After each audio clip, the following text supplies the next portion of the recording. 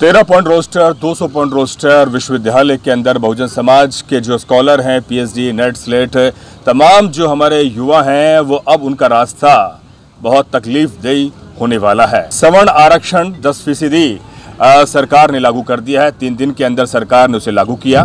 लोकसभा, राज्यसभा, फिर राष्ट्रपति से उसे मोहर मिल गई। तो आप सोच सकते हैं कि तथाकथित जो सत्ता पे जो लोग बैठे हैं वो किस तरह से संविधान पर हमला कर रहे हैं। आज हम बात करेंगे बीएचयू के प्रोफेसर सीआर यादव साहब से। 13 पॉइंट रोस्टर को लेकर दिल्ली के अंदर एक बहुत बड़ा आंदोलन लगातार चल रहा है। दिल्ली के साथ साथ देश के तमाम क्षेत्रों के अंदर 13 पॉइंट रोस्टर के खिलाफ कि जो 13 पॉइंट रोस्टर है, अगर वो उस पर जो विश्वविद्यालय हैं अपनी नियुक्तियां निकालते हैं तो बहुजन समाज का जो इस देश का 85% आबादी आती है उसकी भर्ती नहीं होगी, वो प्रोफेसर नहीं बन पाएगा और साथ ही वो राष्ट्र निर्माण के अंदर जो पॉलिसी बनाता है वो भी नहीं कर पाएगा। क्या कहना चाहेंगे आप?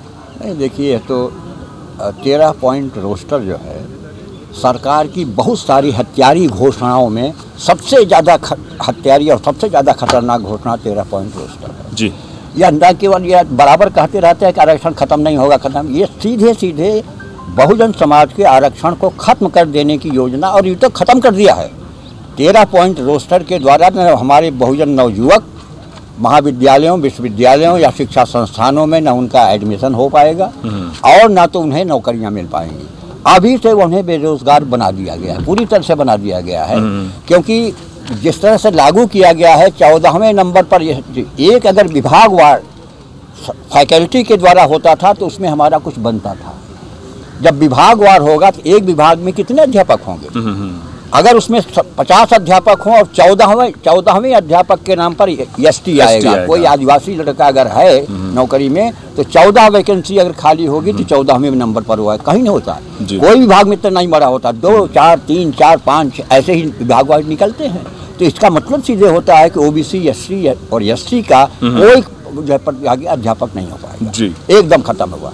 20 पॉइंट रोस्टर में कुछ इस तरह की बात थी, लेकिन इनकी मीडिया है, इनका सुप्रीम कोर्ट है, इनका चुनाव आयोग है, सब पर इनके कब्जे में है। और जो वह कहता है, मैंने जो न्यायपालिका है वो तो और ज़्यादा माने वो हो गई है कि उसने सीधे 20 पॉइंट रोस्टर को ख़त्म करके 13 पॉइंट रोस्टर का कर दिया। सरकार अगर चाहती है तो इसको करे।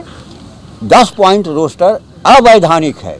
भारतीय संविधान में, बाबा साहब के संविधान में आर्थिक आधार पर आरक्षण का कोई जिक्र नहीं है।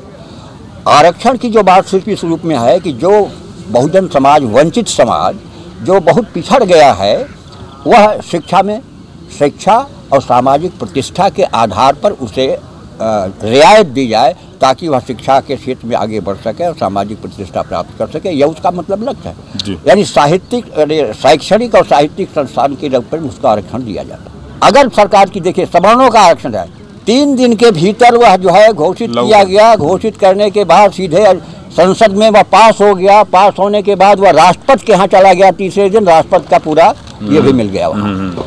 ये देखिए 3 दिन के भीतर अगर सरकार की मंशा है तो 3 दिन के भीतर बिल लाना, उसे संसद में चर्चा कराना, राष्ट्रपति की मंजूरी लेना और उसकी घोषणा कर देना। और घोषणा करते ही जितने केंद्रीय विश्वविद्यालय थे सबने उस 13 पॉइंट रोस्टर के आधार पर अपनी वैकेंसियाँ निकाल दी। और उसमें क्या हुआ, जनरल इतना, मतलब पूरा का पूरा जनरल, ओबीसी निल, एससी निल, एसटी निल, सब ने कर दिया। और वह धड़ाधड़ नियुक्तियाँ होने जा रही हैं, वो सारे लोग जनरल के आएंगे। 100% का आरक्षण। देखिए, बहुजन समाज के अलावा जो हमारा सवर्ण समाज है वो हजारों साल से अघोषित आरक्षण का लाभ उठाता चला जा रहा है। सब जगह वही है ना, सारे धार्मिक स्थानों पर, सारे शिक्षा संस्थानों पर, राजनीतिक स्थानों पर तो अघोषित आरक्षण का लाभ वही उठा रहे हैं। 100% था। अब जब बाबा साहब ने आरक्षण लागू किया तो उन्हें लगा कि हमारे 100% आरक्षण में यह सेंध लगाई जा रही है। ओबीसी को, एसटी, एसटी को आरक्षण दे करके हमारा 100% जो चला रहा था उसमें सेंध लगाई जा रही। अब वह भी खत्म कर दिया जाए, यानी फिर से एकदम से मनवादी व्यवस्था लागू होगी। संविधान खत्म कर दिया, प्रतियां जला दी गई, धज्जियां उड़ाई जा रही हैं और मनवादी व्यवस्था के आधार पर अब केवल सवर्णों को नौकरियां मिलेंगी। सवर्ण ही सेना में वहाँ पर भर्ती होंगे और पिछड़े और दलित लोग जो है सेवा करेंगे। ये तो मोहन भागवत ने घोषणा की अभी। बिल्कुल। अब देखिए उनका मनवादी सिद्धांत। सर, मैं यही जानना चाहता हूँ, जो हमारी जो बहुजन विचारधारा की जो राजनीतिक पार्टियां हैं, 10% जो आरक्षण गरीब सवर्णों के लिए सरकार ने लागू किया, राज्यसभा और लोकसभा में किसी भी तरह का विरोध नजर नहीं आया आरजेडी के अलावा। सब देखिए, मैं देख रहा हूँ सत्ता की नीति करने वाले, चाहे हमारे यहाँ सपा हो, बसपा हो या जो भी हो, आरजेडी की बात दूसरी है, तेजस्वी यादव, क्योंकि लालू यादव एक ही हो सकता है और उसकी भी रस उसके डीएनए में है। तेजस्वी यादव के पढ़ा लिखा नहीं है और वह जिस तरह से ललकार रहा है, धर्मेंद्र यादव यहाँ से ललकार रहा है, लेकिन अखिलेश यादव ऑस्ट्रेलिया पढ़कर आए हैं, महान वो होते हैं, लेकिन एकदम कुंभ में नहाना करते हैं, वैष्णव मंदिर खोल रहे हैं, तमाम सारी बातें। ये सत्ता की राजनीति करने वाले लोग हैं, न समाज के लिए सोचते हैं न इसके लिए, लेकिन राजनयिक स्तर पर दोनों एक हुए हैं, उसी से घबरा गए हैं वो लोग, ये सब रहा है वहाँ से ले गए। तो इसलिए उनसे तो हमें आशा ही नहीं है। विपक्ष नहीं, आपको अपने भरोसे आपको देखना चाहिए। हमारे नवयुवकों के द्वारा ये आंदोलन वही कर रहे हैं, 13 पॉइंट रोस्टर के खिलाफ पूरी फेसबुक में लड़ाई हमारे बहुजन समाज के जो उत्साही लोग हैं, ये लोग लड़ रहे हैं, उन्हीं लोगों से आशा है। और मैं बहुत पहले से कहता आया हूँ कि राजनैतिक विपक्ष तो शून्य हो गया है हमारा, राजनीतिक विपक्ष हमारा शून्य हो गया है, तो सरकार भी वही है, पक्ष भी है, विपक्ष भी है वही, लेकिन उसका प्रतिकार एक हो रहा है। सारे विश्वविद्यालयों के छात्र और छात्राएं विपक्ष की भूमिका निभा रहे हैं, राजनीतिक विपक्ष की भूमिका भी निभा रहे हैं, सामाजिक और साहित्यिक विपक्ष की भूमिका भी निभा रहे हैं। ये बहुत बड़ी भूमिका थी। वह ऊना आंदोलन हुआ, वह जो है सहारनपुर की घटना के बाद का जो हुआ, 2 अप्रैल को बंद कराने की घटना हुआ, इसके केंद्र में हमारे बहुजन समाज के नवयुवक हैं जो फेसबुक और व्हाट्सएप के माध्यम से हमारी अपनी लड़ाई लड़ रहे हैं। सवाल यह है कि सहारनपुर में कितने दलित जो उसमें शामिल हुए थे, उनकी तो हत्याएं भी कई हुई और तमाम जेल में डाले गए थे। कितना हम लोग जागरूक, हमारे जो बहुजन समाज के नेता हैं, जो बहुजन समाज के नेता जो सत्ता में बैठे हुए, चाहे ओबीसी के हों, चाहे एसटी के हों, चाहे एसटी के, छत्तीसगढ़ झारखंड में तो तमाम आदिवासी हैं उसमें मेरे हैं। और सबसे बड़ी समस्या उनकी होती है, कहाँ उसमें सामने आते हैं। सपा के उसमें बने हैं, बसपा के उसमें बने हुए हैं, सारे लोग उसमें बने हुए हैं, लेकिन हमारे समाज के जाने वाले जो बहुजन नेता हैं वह उन ब्राह्मणों से ज्यादा खतरनाक ब्राह्मण हैं जो कि हमारी बात नहीं पहुंचाते हैं। उनका बहिष्कार होना चाहिए, उनसे प्रश्न करना चाहिए। मैं इंगित करना चाहता हूं कि जिस तरह से आर्थिक आधार पर 10% आरक्षण को लागू कर दिया गया है गरीब श्रवण के लिए, क्या 20 साल बाद 10 साल बाद यही सरकार जो संविधान के अंदर शैक्षणिक पिछड़ापन, सामाजिक पिछड़ापन और उसके आधार पर जो संविधान में आरक्षण की अवधारणा है, क्या सरकार 10 साल बाद ये उदाहरण तो नहीं देगी या देगी नहीं कि उसके लिए एक मंशा मुझे नजर आती है कि हमने 10 साल पहले, 20 साल पहले आर्थिक आधार पर आरक्षण दिया था, तो तमाम जो आरक्षण है अब आर्थिक आधार पर लागू होगा। हमारे जो नेता हैं, हमारे जो चिंतक हैं, जो आज राज्यसभा में, लोकसभा में बैठे, क्या उन्हें इस खतरे का जरा सा भी आभास नहीं है? देखिए, वो सत्ता का सुख भोग रहे हैं और उनकी संसदीय राजनीति में किसकी हिम्मत है कि उसमें रह के। सावित्रीबाई फुले कोई एक ही हो सकती है। सावित्रीबाई फुले जब भाजपा सरकार में थी, उसमें बैठी भी थी, तब भी वह बोलती थी, तब भी वह मुद्दे उठाती थी, वह संविधान के लिए लड़ती थी, बाबा साहब अम्बेडकर के मिशन के लिए लड़ती थी और अंत में उसने उससे अपने को अलग किया। ऐसे कौन है? जब 2 अप्रैल को भारत बंद हो गया है तो सावित्रीबाई फुले तो बहुत पहले से कहती आ रही थी। उसके बाद हमारे अपने सांसद उदित राज हैं, रामविलास पासवान हैं, या तमाम और कई लोगों को तब थोड़ा सा शर्मिंदगी महसूस हुई, तब उसमें उन्होंने किया, लेकिन खोल कर सामने नहीं आए, वहाँ से आ ही नहीं सकते। या तो आप उससे बाहर निकलिए, नहीं तो आप निकाल दिए जाएंगे। अगर सत्ता का मोह बना हुआ है, उसमें नहीं आ पा सकते तो उसकी हमें हाँ मिलाना पड़ेगा। ये ज़्यादा खतरनाक लोग हैं, हमारे आस्तीन के सांप हैं जो सत्ता के लिए मलाई काट रहे हैं। बहुजन समाज की उन्हें कोई चिंता नहीं है, इसलिए उनकी आशा छोड़िए। ये हमें, आपको, समाज को खुद जागरूक होना पड़ेगा।